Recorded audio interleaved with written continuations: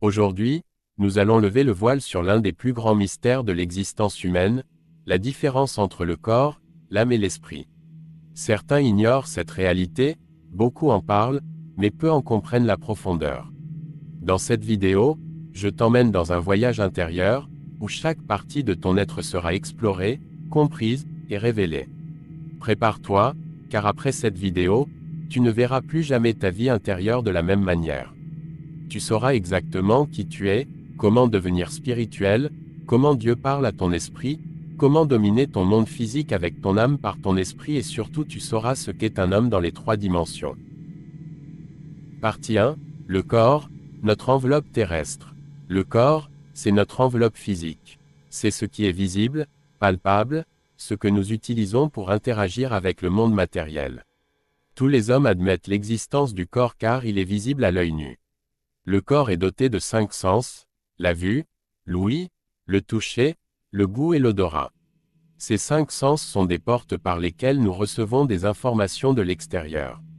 Sans le corps, impossible de ressentir la température, impossible de voir un coucher de soleil, impossible d'entendre une voix aimée, impossible de rester légalement sur terre car Dieu a établi des lois et l'une de ces lois est que la terre appartient à l'homme et non aux esprits. Le corps est le véhicule qui nous permet de vivre sur terre. Jésus-Christ qui est la parole devenue un homme, ne pouvait pas vivre au milieu des hommes sans avoir un corps de chair. Le corps est précieux mais temporaire, destiné à retourner à la poussière d'où il vient. Bien que temporaire, il est important, car c'est par lui que nous accomplissons nos missions terrestres. Cependant, le corps en lui seul ne constitue pas l'être humain. Il existe une dimension intérieure qui différencie l'homme de l'animal et du végétal. Partie 2. L'âme, le pont entre le corps et l'esprit.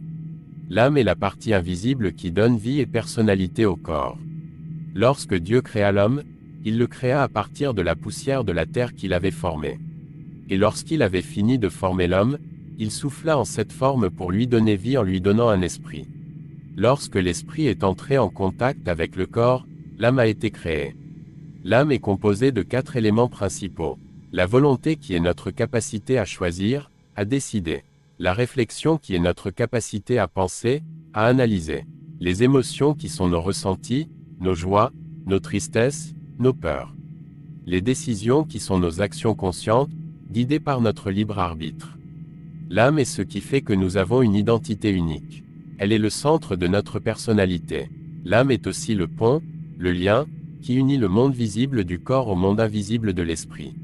C'est dans l'âme que se jouent les batailles intérieures, entre nos désirs, nos pensées, nos émotions et nos choix spirituels. Pour mieux comprendre cela, nous prendrons l'exemple d'une voiture. Le corps c'est la carrosserie, l'âme c'est le volant et les commandes et l'esprit c'est le conducteur assis au volant. Si la voiture est garée avec des vitres fumées ou teintées, l'on peut penser que ce véhicule est vide. Quand notre âme est blessée, cela se reflète sur notre corps, maladie psychosomatique, par exemple. Mais notre âme est aussi ce qui peut nous élever vers des sommets inexplorés si elle est en bonne santé. Si le corps est constitué des 5 sens, l'âme interprète les informations reçues par les sens et peut en fonction de ces informations, ressentir des émotions, prendre des décisions, ou même avoir des désirs, des passions, des pulsions et même des craintes. Mais il existe une dimension encore plus profonde, plus spirituelle, c'est l'esprit. Partie 3. L'esprit, le lien avec Dieu. Comme mentionné plus haut, l'esprit est la partie de l'homme qui est en relation directe avec Dieu. L'homme possède un esprit contrairement aux animaux qui n'en possèdent pas. L'esprit comme son nom l'indique est la partie de l'homme qui lui permet d'accéder au monde spirituel car c'est le monde des esprits. Il est constitué de 3 éléments majeurs. La conscience qui est notre capacité innée à discerner le bien du mal. L'intuition spirituelle, notre capacité à capter les choses invisibles, à recevoir des révélations, à accéder au monde spirituel. La communion qui est la partie de l'esprit de l'homme qui lui permet de communier avec Dieu son Créateur. Contrairement à l'âme, l'esprit n'analyse pas, ne raisonne pas, il sait. L'esprit est comme une antenne spirituelle capable de recevoir directement la volonté divine. C'est dans l'esprit que se trouve la vraie vie, celle qui est éternelle. Quand notre esprit est vivant, nous sommes en connexion avec le monde spirituel et avec Dieu lui-même. Lorsque nous sommes encore séparés de Dieu, les principales capacités de notre esprit sont limitées ou éteintes. Mais lorsque nous connectons avec Dieu, ces facultés de l'esprit s'activent et grandissent. Il faut préciser que l'accès au monde spirituel peut être fait par le contact avec des esprits des ténèbres. Alors les facultés spirituelles activées seront altérées par le mal. Nourrir notre esprit est donc essentiel pour vivre pleinement notre destinée. Ainsi, nous comprenons que l'homme est un être tripartite, corps, âme et esprit. Mais comment ces trois dimensions fonctionnent-elles ensemble?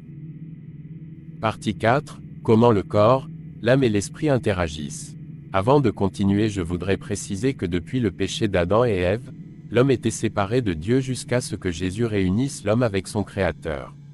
Lorsque l'homme a péché et s'est séparé de Dieu, le péché est entré dans sa chair comme un virus informatique qui s'est introduit dans le véhicule qui est le corps. Ce virus veut toujours faire dévier le véhicule en prenant contrôle du volant qui est l'âme.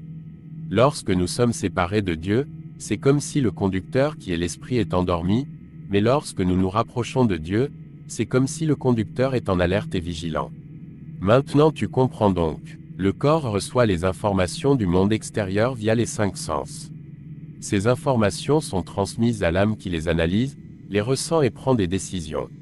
L'âme, si elle est connectée à l'esprit, consulte l'esprit pour avoir une direction supérieure. L'esprit, connecté à Dieu, éclaire l'âme, qui ensuite influence le corps. L'âme est le volant et les commandes du véhicule. Le virus qui est le péché installé dans le corps pousse le corps à contrôler le volant. Cependant le conducteur qui est au volant peut décider de laisser la voiture déraper ou de rouler dans la bonne direction. Un homme spirituel est un homme qui n'obéit plus à son corps mais plutôt à son esprit. C'est facile en Christ car il est écrit que ce n'est pas par nos capacités mais par les capacités du Saint-Esprit présent en nous. Lorsqu'une personne n'est pas connectée à son esprit, elle vit uniquement par le corps et l'âme, ce qui l'expose à être dominé par ses émotions, ses instincts et ses raisonnements humains. Lorsque l'esprit domine, la personne vit selon des principes plus élevés, des valeurs éternelles, et elle rayonne véritablement. Pour résumer, tu n'es pas qu'un corps qui ressent, ni qu'une âme qui pense et qui souffre. Tu es un être spirituel, connecté à une réalité plus grande que ce monde visible. Veille sur ton corps, soigne ton âme, mais surtout, nourris ton esprit. C'est là que réside la véritable vie, la paix véritable, et la connexion avec ta destinée. Si cette vidéo t'a aidé à comprendre qui tu es vraiment, n'oublie pas de t'abonner, de liker et de partager à quelqu'un qui a besoin de réveiller son être intérieur. À très vite pour de nouvelles révélations.